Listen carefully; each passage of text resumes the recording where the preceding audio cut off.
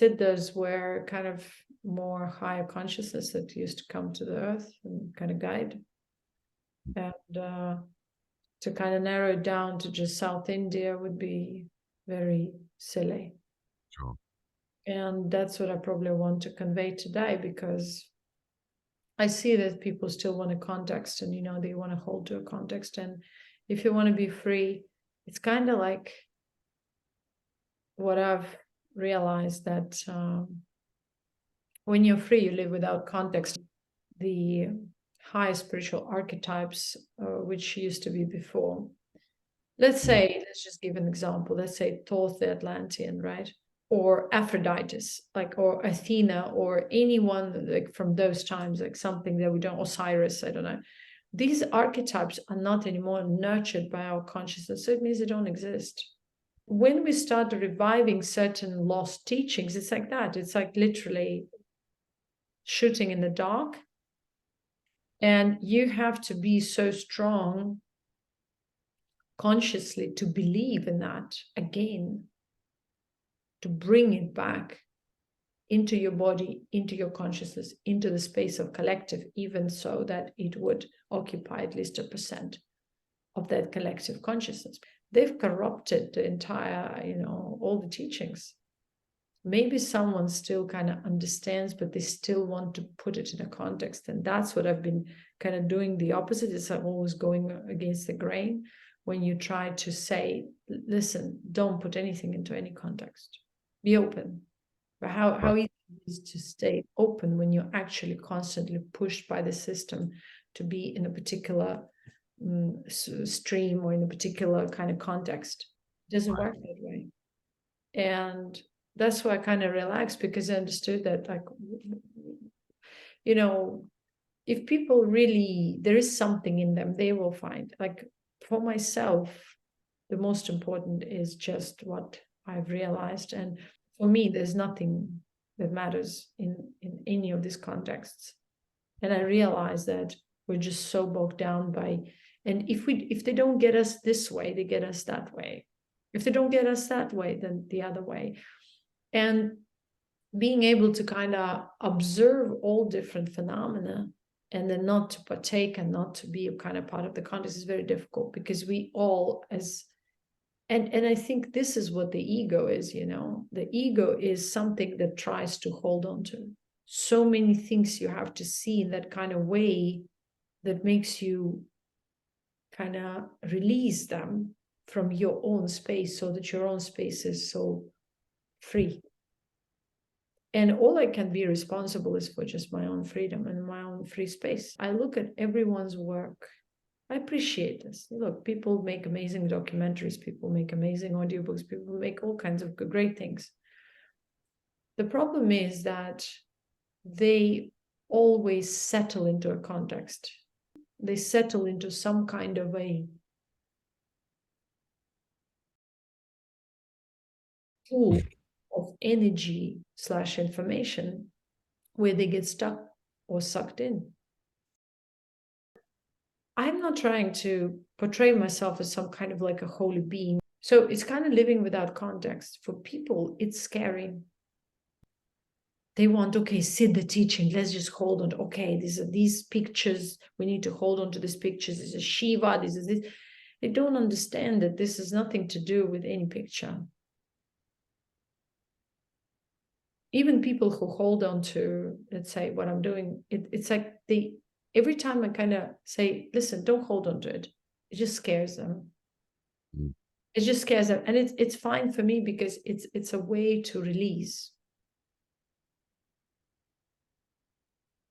And then the question arises, like Thoth or all the other beings, like, definitely there is remembrance of them one way or the other, but it's very blurry. It's not something that we experience directly, unless you're connected, of course. And again, it goes back to what we understand of consciousness and appearance on this earth. It goes again back to creation, like how were we created and how were they created? And this is a big difference.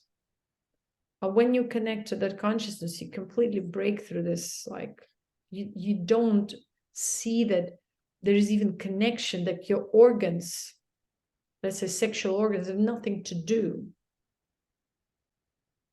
with the creative mechanism of life, because it's not the organs. The organs, it's like, it's like, okay, there's a syringe and there is some sort of what is this called, petri dish, or what is this called, right?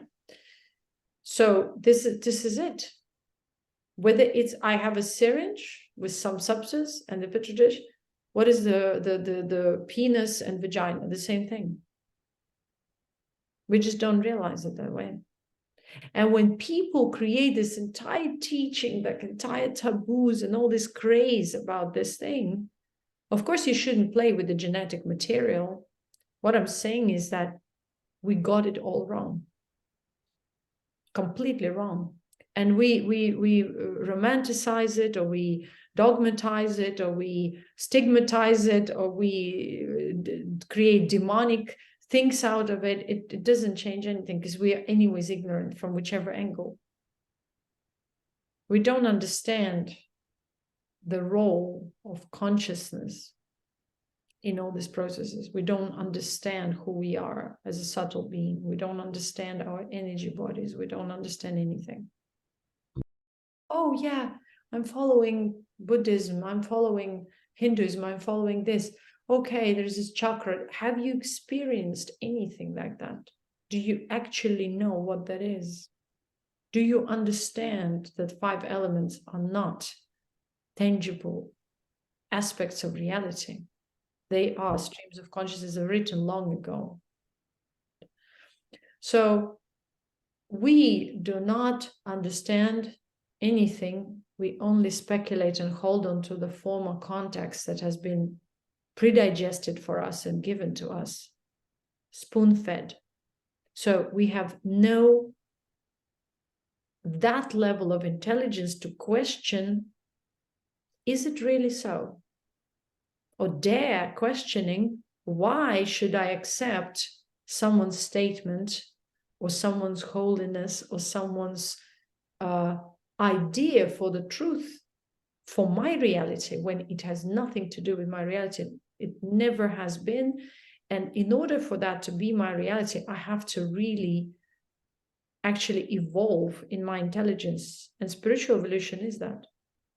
Intelligence, because intelligence that doesn't question is dumb, ignorant, animal-like. So how can it absorb subtle matter when it hasn't even awakened to the subtle matter perception within itself? So how can we even think about it? And so from that ignorance, we, go on, mix all that with our social lives, with our romantic lives, with our, procreative cycle, without even understanding what stands behind it.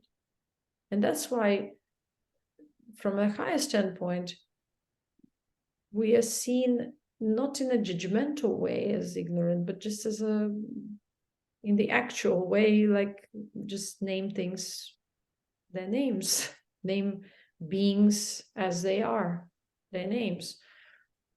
Why to create out an average Joe a holy man?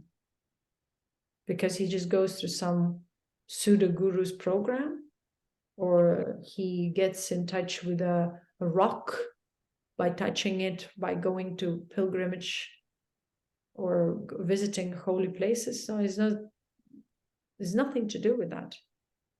So it's an absolute ignorance to think so. And so the freedom is very difficult to understand, because it is non-conceptual and beyond context, and so difficult to contain, because you want always, in this at least realm, you always tend, because that's a demonic tendency of the consciousness, which means to fragment, to connect it to something very limited in a particular way, and hold on to it and cause more dispersion. This has nothing to do with actual entities of any kind. It's a modes of consciousness. A one mode of consciousness sees everything as a whole. A one mode of consciousness disperses that whole, fragments it. But ultimately, awareness is of the both. And what do we understand of duality? Zero. It's a beyond our human current context. It can't understand because it's all multiplicity, fragmentation. So where is duality? Duality would be, oh my God, much higher level, right, of perception, because there is everything simple. 0, 1, 0, 1. Are we at that level of matrix that we can see 0, 1? We don't. We see colors, we see shades, we see hues of the picture. We don't see 0, 1 because we are not at the level of programmer, a creator. And so when we were at that duality actually level, we would be known as creators of this, what we know as multiplicity. So we haven't reached there. And all these bogus teachings, duality, singularity, nonsense that most of the people are, they're just like throwing words without any experience. Duality is a very high level. That's what's a different type of consciousness exists in that duality state, where there's very clear division, but at the same time, it's all always in a wholesome state. So who's in that state?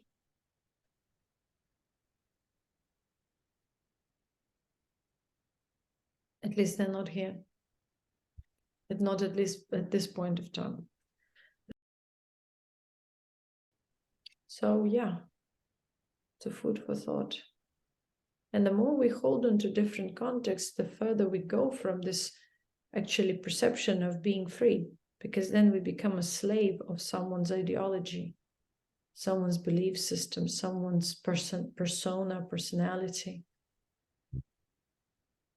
The point of having messengers or actual teachers is just to remind to turn within. It's like a servant doesn't need to be acknowledged. They have a role. A cleaner offers their service to clean, but that's it, right? So everyone has their, so to say, a place of belonging. And when people create some kind of a holiness out of it, or create that this is something so important, so they forget about the message and start holding on to the messenger. They forget about themselves because they are in a dispersed state of consciousness. They cannot comprehend internal teachings that tell them that it's all about you. Because the dispersed state of consciousness keeps you in an irresponsible state where you just say, I'm a victim of reality, I'm a victim of creation. I don't need to be responsible for who I am and even for the process of discovery. And that's why only few courageous ones actually go through this process of self-discovery. Very, very few. Not people who are interested in New Age or chakras and all this. Very, very few. Because you have to have such an unbothered and untouched virgin state of consciousness at its essence, at its core, so that it allows you to pull yourself out of the world of fragmentation and world of dispersion, and not to be tarnished by anything, but be at the same time kind of observing it all without any, involvement. It's another thing.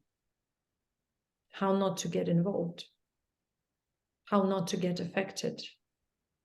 How not to get tarnished.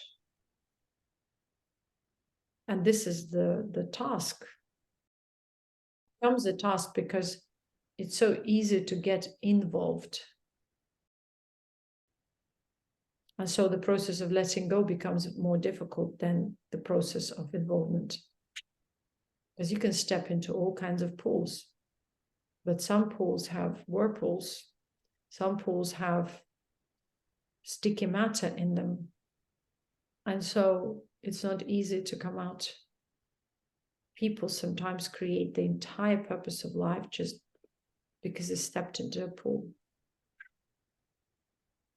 And then the pool becomes more important than their own being. That's how they get lost. Supporting someone else's livelihood, someone else's living, someone else's ideas, instead of actually pulling themselves up and realizing how this diseased state of consciousness, dispersed state of consciousness, has been deluding them for eons or whatever. You may choose all kinds of metaphors for the logical mind to kind of get the point. But consciousness is beyond logical mind. It does include logical mind. It does include memory, temporary or whichever memory. If you actually think about intelligence, consciousness in that kind of higher state or standpoint, from higher standpoint, you see that it's not about any more memory. It's about kind of just connecting to that information that has already been there. Because as long as you are in a dispersed state, you have to keep everything in mind. Remember, once you are in a more elevated state, you're just connecting to different pools of information, or they remind of themselves. So receiving like waves, different fields, right? So that simplicity is scary, but liberating.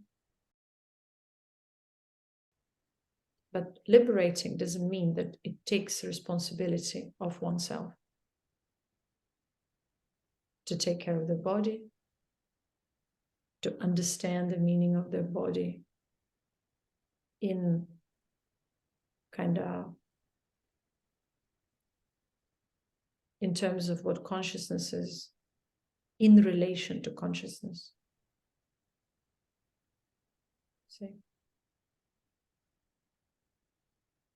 And when you say freedom, people instantly go into another extreme, which is anarchy, which is, okay, I'm not responsible, I don't need to do anything. They instantly let go in a very kind of passive and procrastinating way, where there has to be balance between action and being. In terms of body, if you want the body to be in a balanced state means healthy state. Consciousness has to also be able to be in this kind of state to nurture the body, but also be in a more elevated state so that it can, be nurtured by higher levels of being. So everything is about the balance. But to maintain that, to kind of understand it, is not that easy, because it's kind of simple, but because we easily get tangled with the reality, so we constantly kind of needs to pull ourselves out of that piece or that pool of information and that kind of dimension to which we connected ourselves again and again.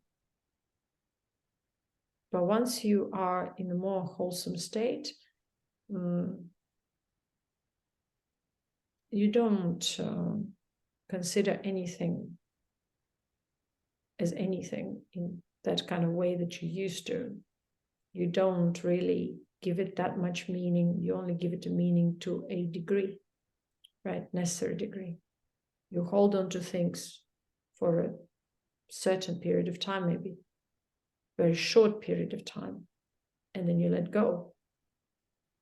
You understand everything in a very different way. But I guess people have to go through rounds and rounds of all kinds of things, tests. There are actually no tests from outside, it's all from within, but meaning they have to go through a lot of experiences. They have to go through a lot of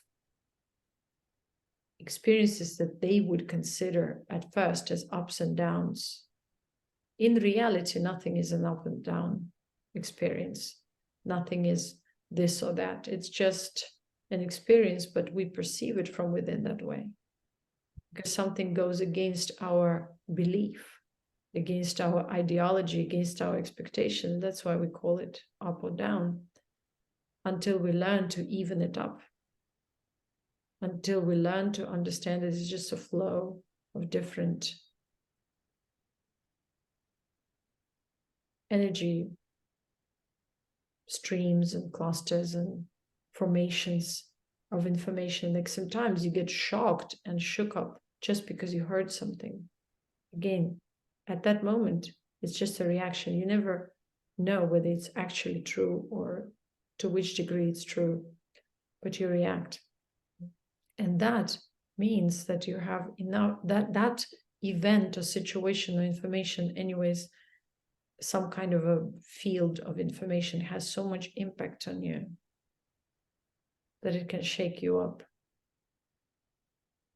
And I think this is the main thing. It's not about the event or people. It's about why you react that way. Why is it so important? And why is kind of irrelevant, is just a hypothetical question. It's just, I react. So then you observe and you understand that all of that is maybe not even yours. And that's how you start unraveling it, is coming back to the freedom, to the point where you actually, it matters, but it doesn't. It becomes easier and easier to let go.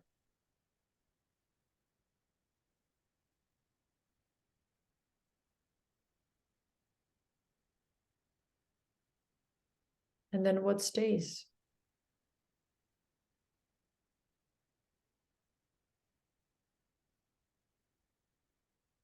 The consciousness that is now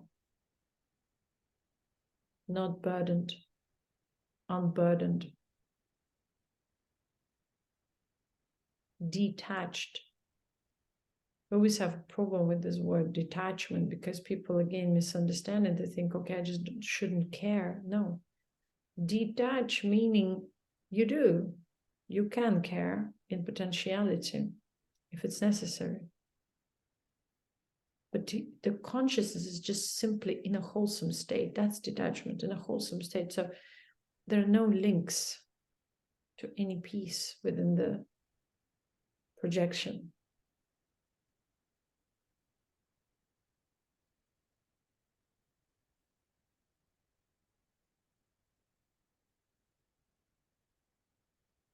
And then you start feeling more grounded, more connected with yourself.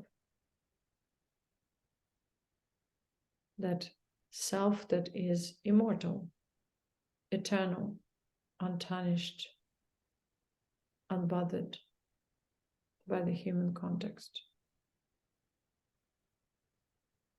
Not dissociative, not ignoring, not shutting down.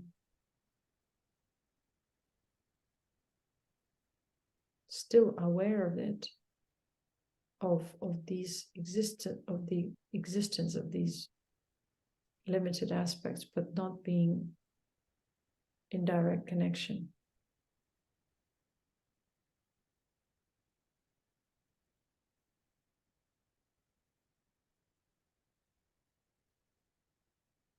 When consciousness is free, it permeates the body. It kind of settles in the body in that higher state, the higher frequency. And the body feels light. Light, not from the standpoint of brightness, but light as weight. You feel almost weightless, right? We're getting lighter, means unburdened, but also light from a different point, because your frequency level, radiation level, vibrational level, whichever way you call it, it has changed.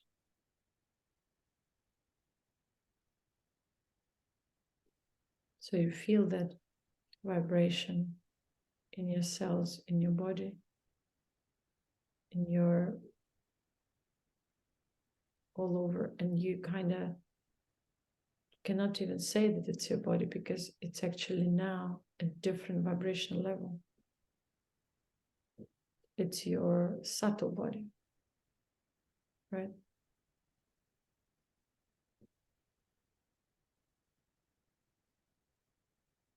But it's kind of so closely related to the physical. So you can still imagine the contours, the limitations of the physical body, and somewhat fit it into that.